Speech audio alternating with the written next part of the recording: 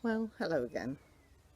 For the second part of my thoughts about the peace of God, I want to turn to the passage in Philippians 4 that Mark read to us earlier. Thank you, Mark.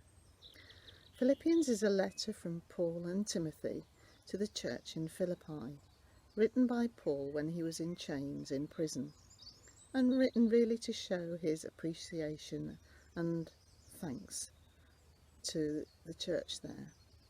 The passage I chose follows a section when Paul is pleading with two women in the church, Euodia and Syntyche, who've fallen out with each other, to agree with one another, and urges the rest of the church to help the women to be once more at peace. The following verses, verses 4 to 9, are perhaps my favourite parts of Paul's teaching. In verse 4, we have the call to rejoice always, and he repeats it. Paul is calling everyone to rejoice, despite the fact that he himself is in chains, literally. There is power in praise and rejoicing in times of trouble. Verse 5, let your gentleness be evident to all. Even in times of trouble, when you are more likely, perhaps in human terms, to be snappy, we're called to be gentle with one another. And then, in verse 6, we have the much quoted verse, do not be anxious about anything, but in everything by prayer and petition with thanksgiving, present your requests to God. Coronavirus brings a natural anxiety, doesn't it, to us all? But we're reminded not to be anxious about anything, but bring those anxieties to God, alongside all those many things that we have to be thankful for. Let's just think for a moment about Paul's phrase, prayer and petition. We may find it natural and quite easy to present our petitions to God. God, stop the coronavirus. God, support the NHS workers. God, protect me and my family from harm. God, help me manage my financial difficulties, or whatever it is. But it's prayer and petition. Prayer has to include times of meditating quietly, just being in God's presence. Not every time when we hear of Jesus retreating into nature do we read of him praying, although I'm sure that he would have spent a long time in prayer. And I just wonder if some of the most powerful prayers actually come from our hearts and not from our mouths.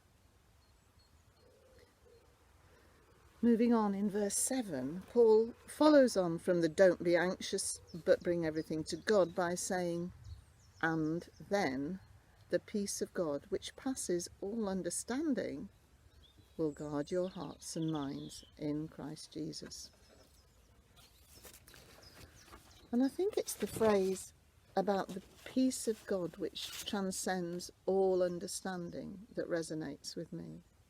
It's the peace that we shouldn't humanly be feeling. I remember many years ago I had to have an operation, and because I was pregnant they were unable to give me the whatever the pre-medication calming stuff was. But I didn't need it, as I was totally buoyed up through the power of prayer from others. The true peace of God, I believe, is far beyond human understanding. So let us rejoice always. Be gentle towards one another. Bring our anxieties together with our thanksgiving to God, and we will know the peace of God. We then come to the last two wonderful verses. Now, these two verses were read out by my headmistress at the end of each school year when she would sweep into assembly. and they actually would send a bit of a shiver down my spine. As in the King James Version, verse 8 concludes with, "Whatsoever things are of good report, think on these things." And I would be sitting there imagining my school report, which I was about to take home, and would undoubtedly not be completely full of good things. Oh dear, what memories. But seriously, verse 8 reminds us to focus our thoughts on what is true, noble, right, pure, lovely, admirable, excellent, and worthy of praise. We can all imagine the opposite of those attributes, but we are actually told to put those behind us and focus our thoughts on good things. And finally, verse 9, Paul reminds the church at Philippi, and each one of us, that okay, you've heard my teaching, and for us, we've read the Bible, we've been to Bible study, we've listened to endless sermons, but as he says, now we have to put it into practice, and then the God of peace will be with us. Amen. I just want to close, if I may, with the passage from Numbers chapter 6, verse 24.